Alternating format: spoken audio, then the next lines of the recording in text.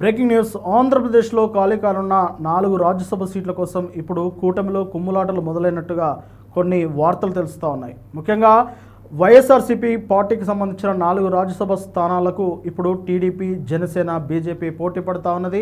మాకంటే మాకు అని ఇటు టీడీపీ, బీజేపీ పోటీ పడుతూ ఉంటే మధ్యలో జనసేన సైతం మాకు ఖచ్చితంగా ఒక సీటు కావాల్సిందే అని చెప్పేసి ఆ జనసేన పార్టీ కూడా ఇప్పుడు పోటీ పడుతున్నట్టు తెలుస్తూ ఉన్నది. ఈ నేపథ్యంలో ఈ 3 పార్టీల నడుమ కాస్త ఘర్షణ వాతావరణం కూడా నెలకొనే అవకాశం ఉంటుంది అనేది విశ్లేషకులు చెబుతా ఉన్నారు.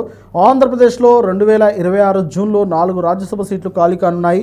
ఈ సీట్లు ప్రస్తుతం వైఎస్ఆర్సీపీకి చెందిన అల్లా అయోధ్య రామిరెడ్డి, పిల్లి సుభాష్ చంద్రబోస్, పరిమల్ నాద్వానీ, అలాగే టీడీపీకి చెందిన సానా సతీష్ 2024 డిసెంబర్ ఉప ఎన్నికల్లో గెలిచారు. ఈ టర్ము జూన్ 21, 2026తో ముగుస్తుంది.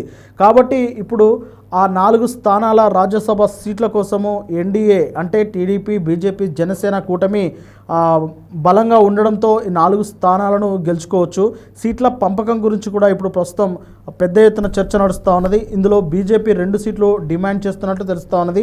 అలాగే టీడీపీ 2 సీట్లు లేదా 3 సీట్లు కోరుకునే అవకాశం అయితే కనిపిస్తూ ఉన్నది. ఇక మధ్యలో జనసేన కూడా ఖచ్చితంగా నాకు సీటు కావాలని చెప్పేసి జనసేన పార్టీ కూడా అభ్యర్థించినట్టు తెలుస్తూ ఉన్నది.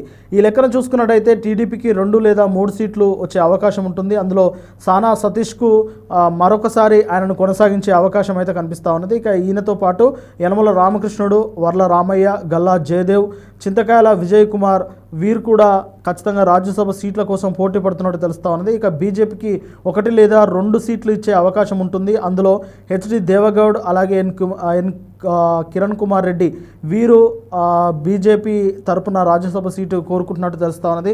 ఇక జనసేనకు 1 సీట్ అయితే కోరుతూ ఉన్నారు. మరి జనసేనకు దక్కుతుందా లేదా అని తెలియదు. ఒకవేళ జనసేన టికెట్ రాజ్యసభ టికెట్ కనుక కోరుకున్నట్లయితే ఎమ్మెల్సీల విషయంలో కాస్త పరిమితి విధించే అవకాశం కూడా ఉంటుంది అని చెప్పేసి కొంతమంది రాజకీయ విశ్లేషకులు అయితే అభిప్రాయపడుతూ ఉన్నారు. అయితే మొత్తం మీద టీడీపీ, జనసేన అలాగే బీజేపీ అయితే వీరికి టికెట్ల కోసము, సీట్ల కోసం అయితే లోపల అంతర్గతంగా చర్చ నడుస్తున్నట్టు తెలుస్తూ ఉన్నది. మరి చూడాలి, ఒకవేళ జనసేన కోరినట్లు రాజ్యసభ సీటు కోరితే మరి ఎమ్మెల్సీ వాటాలో ఎమ్మెల్సీ సీట్లలో వాటా నిరాకరించే అవకాశం ఉంటుందని చెప్పేసి కొంతమంది అయితే చెప్తా ఉన్నారు.